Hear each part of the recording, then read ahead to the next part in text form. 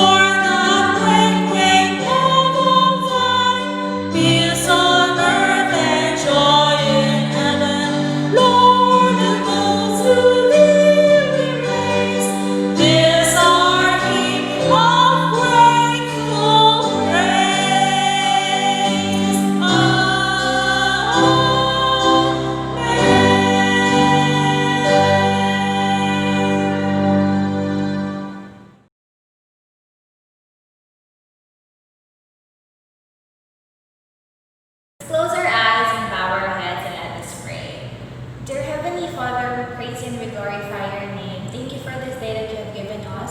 Thank you for all the blessings that you have showered upon us. Thank you for the 1 week long that you bless and guide each and every one of us. Lord, as we have our chapel service for today, may you guide us and help us understand your word. Bless our speaker who will deliver the message and bless those who will hear the word of God. May they receive your blessings and share it to other people who doesn't know you, Father. Lord, guide each and every one of us throughout the whole day. May we glorify you in everything that we will be doing. We love you, Father, and we ask this in your most precious name. In Jesus' name, this we pray. Amen.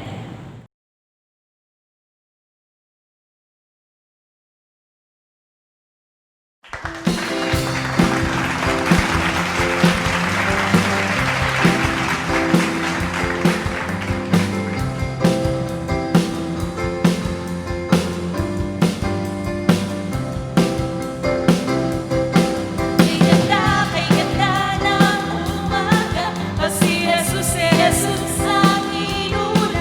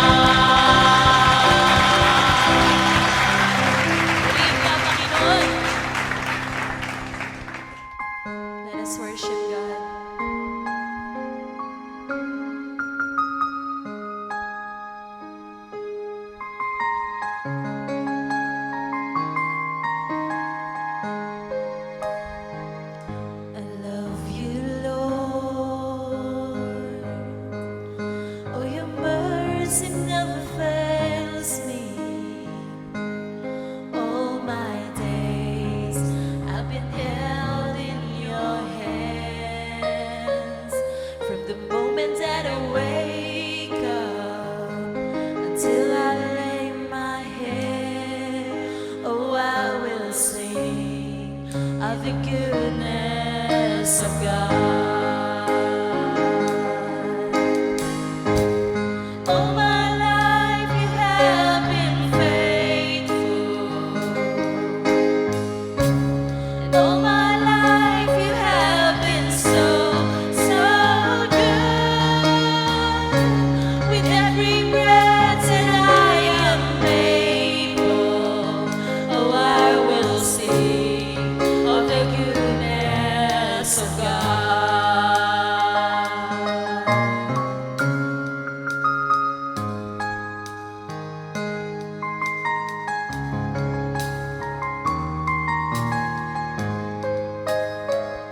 I love your voice.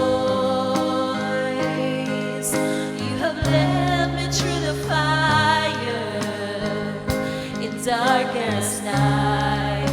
You are close like no other. I've known you as a father. I've known you as a friend, and I have lived in the goodness of God. All my life you have been faithful, and all my life you have been so, so good. With every breath that I am able, oh, I will sing of the goodness of God. Yeah, your goodness is running out, it's running out to me. Your goodness is running out, it's running out to me. When my life lays down, surrender now, I give you everything. 'Cause your goodness is running out, it's running out to me. Your goodness is running out, it's running out to me. Your goodness is running out, it's running out to me. When my life lays down, I'm surrendered now, I give you everything. 'Cause your goodness is running out, it's running out to me. All my life you have been faithful, and all my life you have been so, so good. With every breath that I am able, I'm gonna sing of the goodness of God. It's all my life you have been faithful, it's all my life you have been so, so good. With every breath that I am able, oh, I'm gonna sing of the goodness of God. Oh, I'm gonna sing of the goodness of God. Oh, I'm gonna sing of the goodness of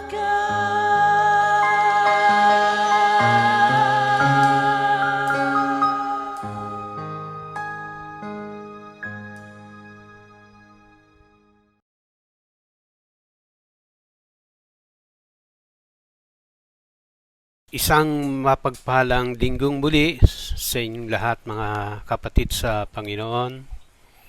Purihin ang Diyos sa umagang ito na tayo ay magkakasamang muli upang siya ay ating sambahin sa Espiritu at sa katotohanan. At ang ating teksto sa umagang ito ay mula sa unang Tesalonika, Kabanata 2, 10 hanggang 13.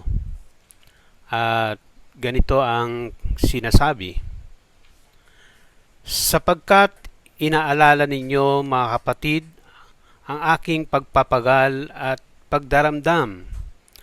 Aming ngang ipinangangaral ang Ebanghelyo ng Diyos na kami ay gumagawa gabit araw upang huwag kaming maging isang pasanin sa kanino man sa inyo.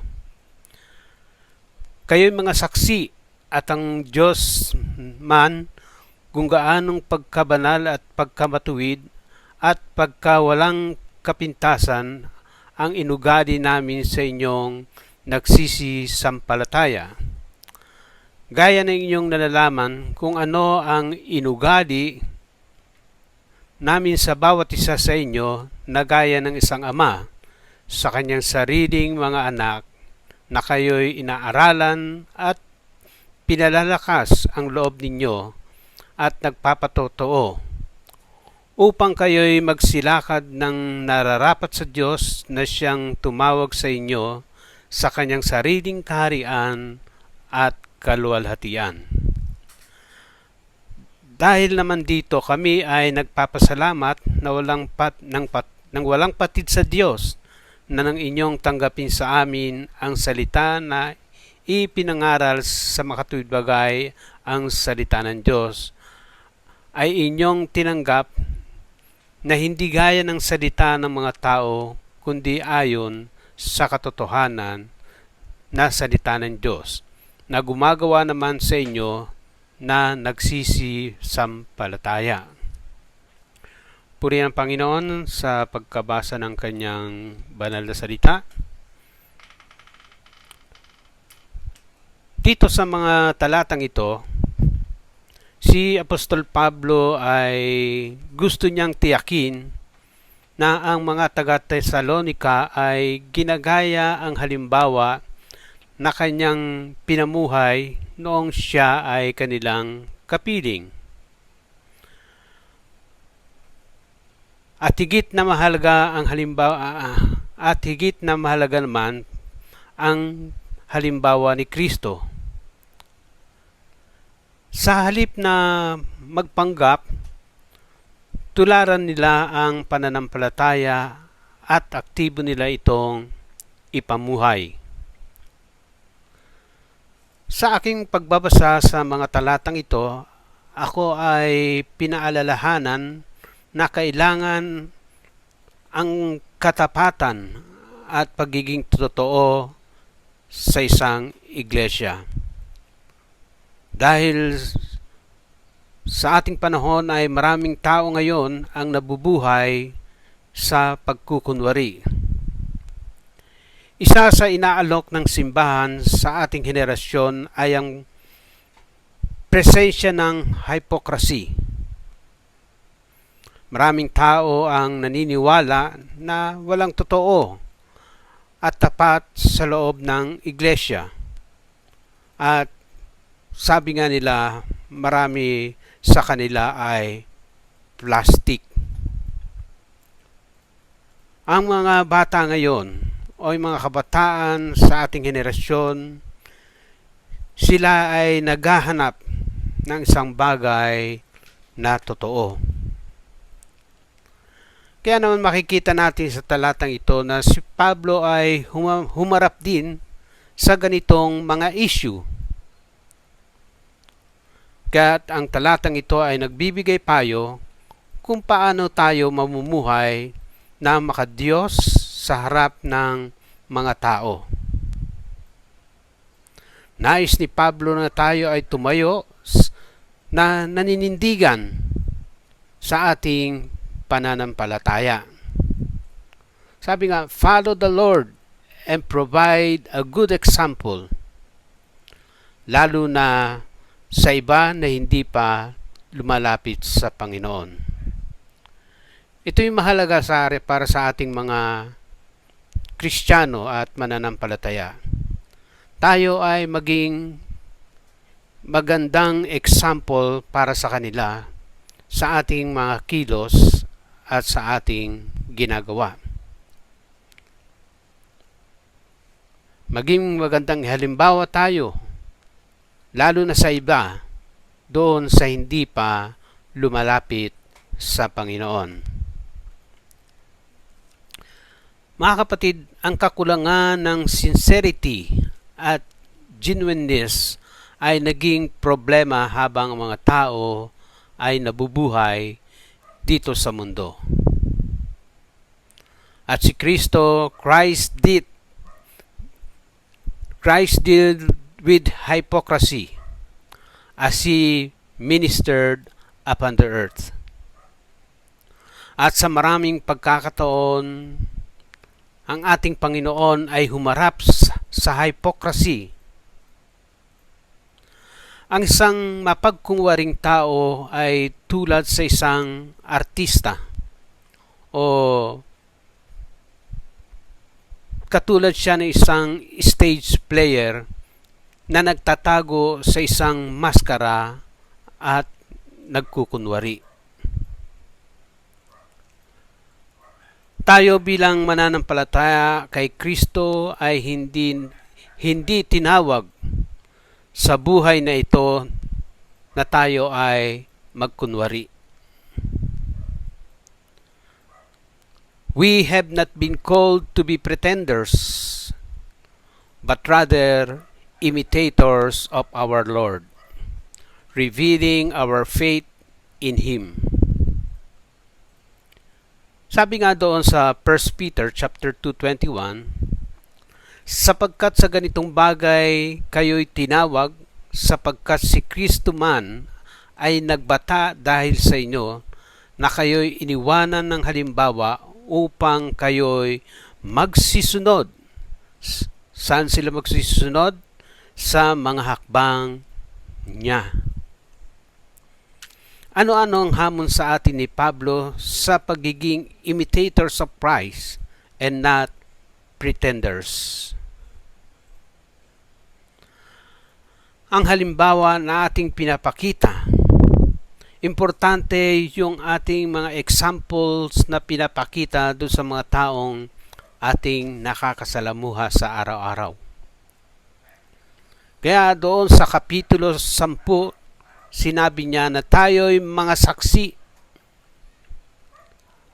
At bilang mga saksi ay nararapat na maging mabait tayo doon sa mga tao. Si Pablo, hindi siya naniniwala sa kasabihang, gawin mo ang sinasabi ko, hindi ang aking ginagawa. Madalas naririnig natin yan. Hindi lamang doon sa mga taong walang pananampalataya. Kuminsan, naririnig din natin yan doon sa mga mananampalataya. Pero kay Pablo, hindi siya gumagamit ng ganitong mga pananalita. Ang pagiging banal, ang buhay, ang siyang pinamuhay ni Pablo. At ang pagiging banal ay hindi isang bagay na nade-develop habang siya ay nandoon sa Thessalonica. It was a way of life for him. Kasama na ito sa kanyang buhay. At habang siya ay nabubuhay, sinasaliksik niya ang kabanalan sa harap ng Diyos. Kaya makikita natin na ang buhay ni Pablo ay dinikdiktahan ng kaaliwan ng kasalanan. Hindi dinidiktahan ng kaaliwan ng kasalanan. Holiness cannot be pretended. Mabuhay ka sa Panginoon o hindi, ganun lang yun. Ang pagiging banal. Susundod ka sa Panginoon o hindi. Marami ang nagsasabi, mahal nila ang Diyos tuwing araw ng linggo. Pero mapapansin mo, hindi naman ito nagre-reflect ang pag-ibig sa kabubuan ng isang linggo. Kailangan natin mapawalay sa kasalanan. and set apart unto the Lord. Si Pablo, siya ay namuhay ng matuwid. Matuwid siyang nakikitungo sa Diyos at gayon din sa mga tao. Pantay-pantay ang kanyang pagtingin sa mga tao at meron ding siyang kahabagan. Si Pablo hindi siya kagaya ng iba na madaling humusga at kumondena. Ang mga tao, nakikita lang nila ang pagkakamali at hindi ang mabuting ginagawa. Kaya nga, as Christians, we need to see them as God sees them. Kailangan makita natin ang ating kapwa kung paano sila ay nakikita ng Diyos. A soul that need salvation. Ganon dapat ang ating nakikita sa kanila. Na meron silang kaluluwa na kinakailangan ng kaligtasan. Pagkatapos ipaalala ni Pablo ang kanyang mga halimbawa, siya din naman ay pinayuhan niya na sumunod sa kanyang halimbawa.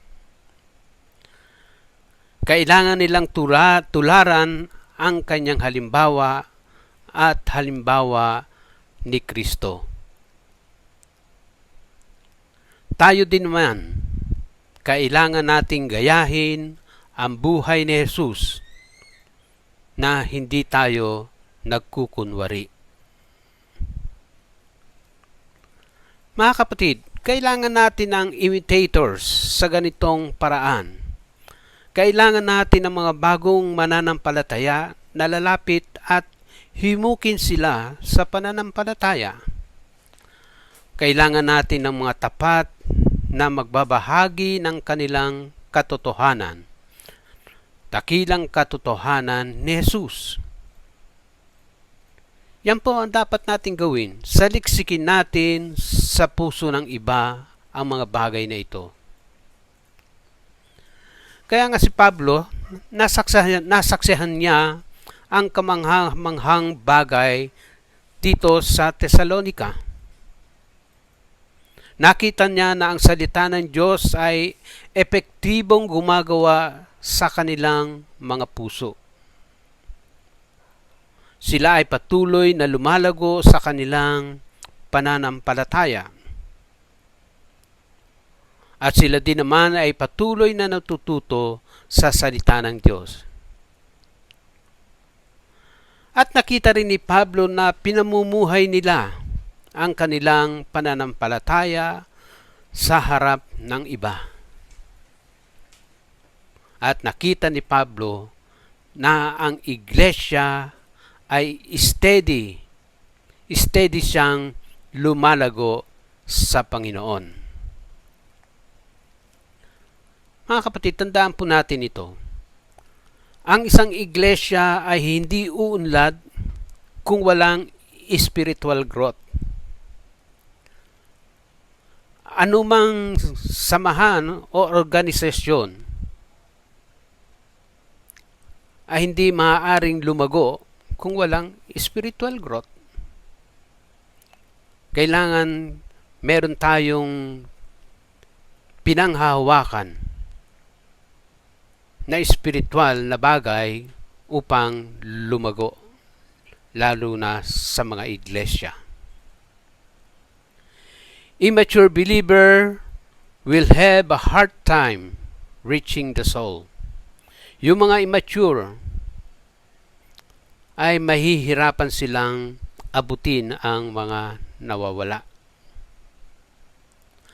Ang paglagong espiritual ay dapat siya yung nauuna bago pa lumaki ang bilang ng iglesia. Hindi natin maaabot ang community hanggat hindi tayo nagiging mature sa ating pananampalataya. Ulitin ko, hindi natin maaabot ang community hanggat hindi tayo nagiging matured sa ating pananampalataya. Pero purihin ang Panginoon, nakikita ko naman na meron kayong spiritual growth. At nagagalak ako doon. Dumarating na tayo sa punto na pwede tayong maging effective sa ating Christian ministry. Yung iba sa inyo, napapansin ko na rin na patuloy na lumalago sa kanilang Christian ministry. Kahit sa panahon na ito na merong pandemya, ay nagpapatuloy pa rin kayo sa inyong gawain para sa Panginoon. At sa ating pagtatapos, ang iglesia sa Thessalonica ay hindi gawa ng mga mapagkunwaring mga tao. Ito ay puno ng masigasig na imitators of Christ. Sinisikap nilang mamuhay ng ayon sa halimbawa ni Kristo. Sinusunod nila ang aral ni Pablo at salita ng Diyos. Tayo mga kapatid, nasaan na tayo sa Panginoon? Ano na ang naabot ng ating estado sa Panginoon? Ano ang ating mga hangarin at commitment? Matapat ba nating sinasadiksik na gayahin ang buhay ni Jesus? O magpapatuloy tayong magpapanggap sa ating pananampalataya? Mga kapatid, we need to imitate Christ in all we do. Kailangan gayahin natin ang Panginoon sa lahat ng bagay na ating ginagawa. Let us pray. O Panginoon naming Diyos, lubos kaming nagtitiwala sa iyo sa umagang ito. Salamat Panginoon sapagkat muli ay dinala mo ang mga panyapak ng iyong mga anak upang makapanambahan sa iyo sa Espiritu at sa katotohanan. Salamat po sa buhay ng iyong iglesia dito sa Aperapier.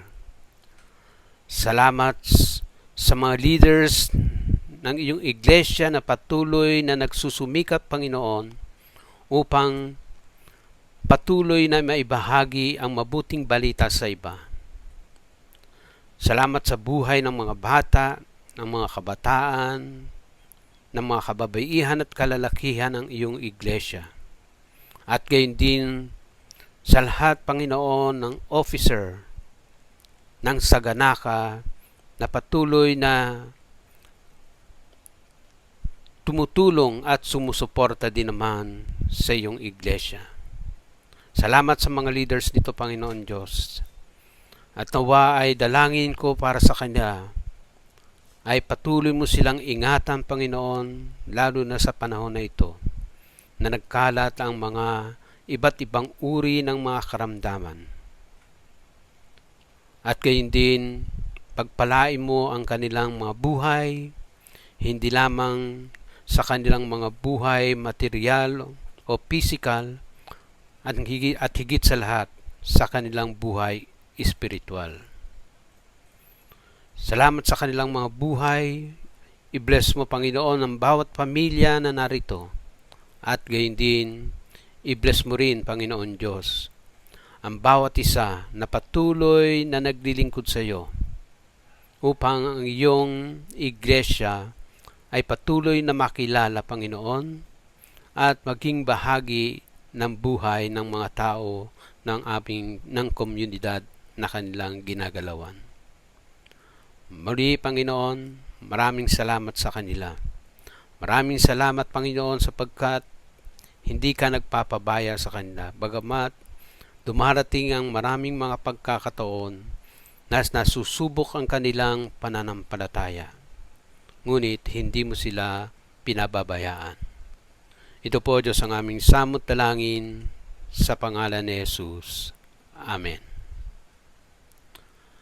Muli, mga kapatid, isang mapagpalang umaga, isang mapagpalang linggo sa inyong lahat. To God be the glory.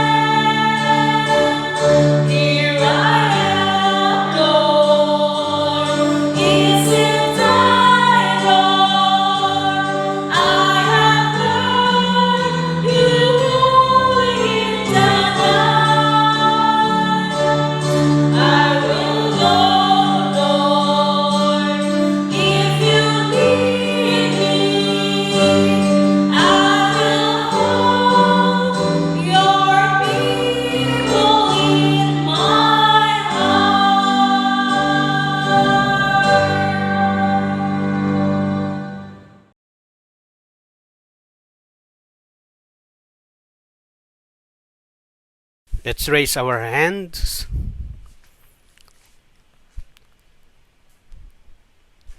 Now the Lord of hope fill you with all joy and peace in believing, that ye may abound in hope through the power of the Holy Ghost. Amen.